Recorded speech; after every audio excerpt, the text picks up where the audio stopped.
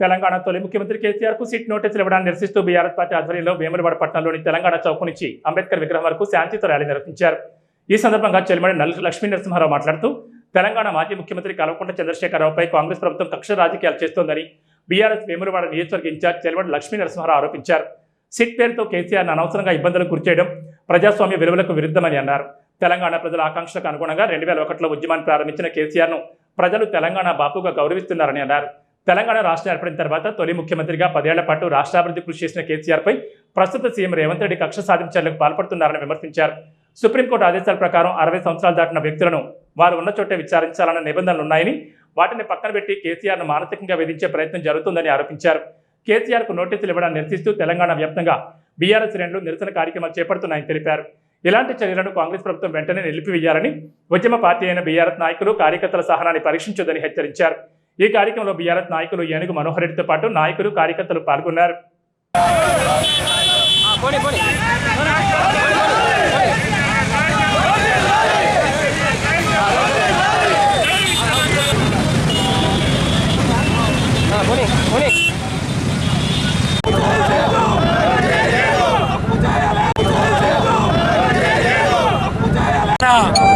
గాంధీ పిత, తెలంగాణ ఉద్యమ నాయకులు, తెలంగాణను సాధించిన మన తెలంగాణ గాంధీ అయిన ముఖ్యమంత్రి అయిన మన నాయకుడు కేసీఆర్ గారి పైన గతంలో 10 సంవత్సరాల ముఖ్యమంత్రి చేసి ప్రజలలో మంచి పేరు తెచ్చుకున్నాక ఇలా కాంగ్రెస్ ప్రభుత్వం ఆచరణను అమలు చేసుకొని 420 చీట్ మాటలు చెప్పి ప్రభుత్వం అధికారంకి వచ్చిన తర్వాత టీఆర్ఎస్ ప్రభుత్వాన్ని బదనాం చేయడానికి కొరకై ఒక సిట్టు దర్యాప్తు సంస్థను పెట్టి ఫోన్ ట్యాబు కేసులో అనవసరంగా ఆయనను టీఆర్ఎస్ పార్టీని బదనాం చేయడానికి చేస్తున్న కార్యక్రమంలో ఈరోజు వేములవాడ నియోజకవర్గ in charge TRS party Chelimeda Lakshmi Narasimha గారి నాయకత్వంలో పట్టణ శ్రేణులు ఇలా నల్ల రిబ్బన్లు కట్టుకొని ఇలా నిరసన కార్యక్రమం చేపట్టినాం. 4 కోట్ల ప్రజల ఆకాంక్ష 60 ఏళ్ల నుండి పోరాడి మరి గత ఎంతోమంది తెలంగాణ సాధించాలి అని మరి కొట్లాడైనా మరి గౌరవ కేసీఆర్ 2001లో మొదలుపెట్టి సుమారుగా 14 సంవత్సరాలు సుదీర్ఘ పోరాటం తర్వాత మరి ప్రజల ఆకాంక్ష మేరకు కొట్లాడి తెచ్చుకున్న తెలంగాణ మహనీయులు మరి తెలంగాణ బాపు కేసీఆర్ గారు ఈ తెలంగాణ రాష్ట్రం సాధించుకున్న తర్వాత తొలి ముఖ్యమంత్రి 10 సంవత్సరాలు తెలంగాణ కొత్త రాష్ట్రమైన మరి భారతదేశంలో అన్ని రంగాల్లో అత్యున్నత స్థాయికి తీసుకుపోయిన నాయకులు ఎవరంటే కేసీఆర్ గారు.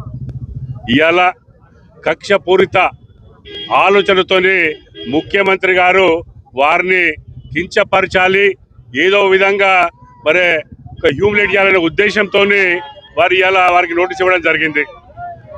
దీన్ని మేము బీఆర్ఎస్ పార్టీ వేములవాడ నియోజకవర్గం పక్షాన తీవ్రంగా ఖండిస్తూ ఉన్నాం. ఒకటి ఆలోచించాలి, మొన్న 2 మంత్రులు పోయి ఎర్రబెల్లి పోయి మరి సమ్మక్క సారకు రావాలని ఆహ్వానించడము, మొన్న పోలీసులు కూడా మరి నోటీస్ ఇచ్చిన తర్వాత మరి నాకు వీలు కాదు, నేను ఎర్రబెల్లి నివాసంలో ఉంటున్నా, మరి ఈ సుప్రీంకోర్టు జడ్జిమెంట్ల ప్రకారము 60 సంవత్సరాలు దాటిన వృద్ధాపం ఉన్న వ్యక్తులందరూ కూడా ఎక్కడుంటే అక్కడికి పోయి మరి మీరు వచ్చి వాళ్ళని మరి విచారించాలి అని చెప్పినప్పుడు కాదు నువ్వు ఎలక్షన్ అఫిడవిట్లో నీ అడ్రస్ మన నందినగర్లో ఉందని చెప్తే మీకు ద్వంద్వ వైఖరిందుకు ఈ పోలీసు వాళ్ళకని చెప్తా ఉన్నాను. మొన్న హరీష్ రావు గారిని పిలిచినప్పుడు మరి వారి అఫిడవిట్లో అడ్రస్ సిద్దిపేట సిద్దికి పోయి సర్వ్ చేశారా, లేదంటే మరి హైదరాబాద్లో పోయి సర్వ్ చేశారా? ఆలోచించాలి. ఇవాళ మీకు ఏమున్న ముఖ్యమంత్రి చాతగానితనం 6 గ్యారంటీలు ప్రజలకు ఇవ్వలేని పరిస్థితుల్లో ఇలా మున్సిపల్ ఎలక్షన్లు వచ్చినాయి. ఈ ఎలక్షన్లలో ఇట్లా ఏ విధంగా గెలవాలి అని ఏదో భయభ్రాంతలు చేస్తే బీఆర్ఎస్ శ్రేణులు భయపడతారని ఆలోచిస్తూ ఉన్నట్టుంది. బీఆర్ఎస్ పుట్టిందే పురిటిగడ్డ, మరి కొట్లాడుకుంటూ పుట్టింది. మరి ఉద్యమం పార్టీ అంటేనే కొట్లాడుకుంటూ వచ్చింది.